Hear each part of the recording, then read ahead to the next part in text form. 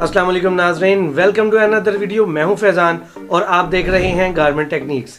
नाज़रीन, आज का मौजू है आरपीएम पे, यानी कि किसी भी मशीन के मोटर के आरपीएम।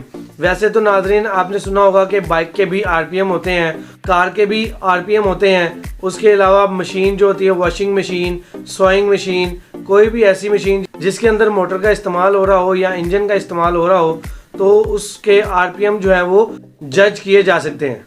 तो नाज़रीन, आज की इस शॉर्ट वीडियो में हम ये सीखेंगे कि आरपीएम होते क्या है और आरपीएम को हम किस तरह से समझेंगे एक सोइंग मशीन के जरिए। तो चलिए नाज़रीन, स्टार्ट करते हैं आज का हमारा इंटरेस्टिंग टॉपिक, जो कि है मशीन के आरपीएम के मुतालिक।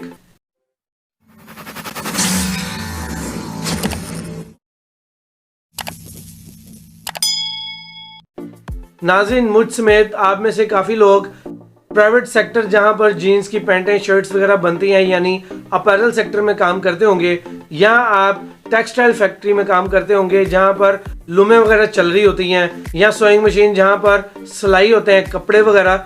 वो कपड़े किसी भी किस्म के हो सकते हैं, वो हो सकते हैं डेनिम से रिलेटेड, वो हो सकते हैं लेडीज़ के जो लाइट वेट फैब्रिक्स होते हैं, वो भी हो सकते हैं rigid fabric, light weight, non stretch fabric, woven fabric, knitting fabric. तो नाज़रीन, वीविंग और निटिंग फैब्रिक में जो मशीन्स इस्तेमाल होती हैं वो दो किस्म की होती हैं, यानी डेनिम पर जो है वो हैवी मशीन का इस्तेमाल किया जाता है और निटिंग या लाइट वेट फैब्रिक पर लाइट मशीन का इस्तेमाल किया जाता है।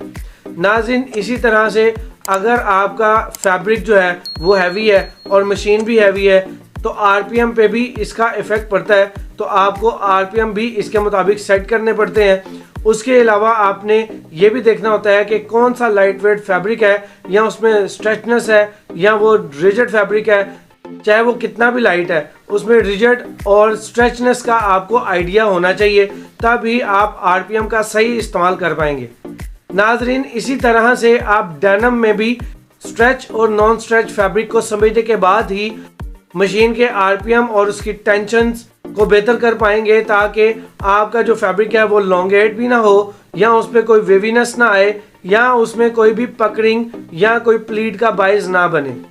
नाज़रीन, वैसे तो आरपीएम का जो लफ्जी मायने है, यानी कि उसकी जो एब्रीवेशन है, उसका जो मुखफ़फ़ है, वो होता है रेवोल्यूशन पर मिनट्स, और दूसरा आप इसको कह सकते हैं रन पर मिनट्स।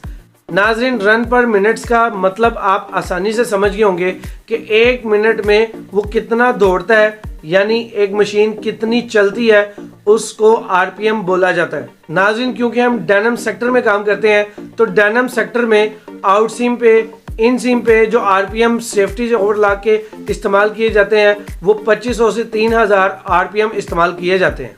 इससे अगर आप कम आरपीएम पे चलाते हैं तो उसमें सिर्फ उसकी क्वांटिटी पे फ़र्क पड़ेगा, यानी कि सारा दिन अगर एक ऑपरेटर पीस लगाता है 500, तो वो लगेंगे 450।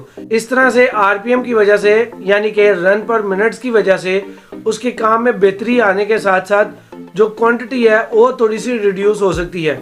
लेकिन नाज़रीन, मैं मशवरा यही दूंगा कि आप आरपीएम को अंडर टॉलरेंस ही लेकर चलें, क्योंकि आउट ऑफ टॉलरेंस जब भी आप जाएंगे तब भी आपको कोई ना कोई फैब्रिक में डैमेजिंग या फिर प्लीट या पकड़िंग या गैदरिंग का सामना करना पड़ सकता है। और बेहतर यही है कि आप शाम को 500 पीस निकाल कर उसमें से 200 पीस ऑल्ट्रेशन पर ठीक करवाने के बजाय आप 450 पीस को लगाएं और विद क्वालिटी उसको प्रोड्यूस करें। तो नाज़रीन, हर मशीन के अपने आरपीएम होते हैं, तो हर मशीन को ऑपरेशन, फैब्रिक और कंडीशन के मुताबिक जो है वो कम या ज़्यादा किया जाता है, ताकि काम में और प्रोडक्शन में बेहतरी आ सके।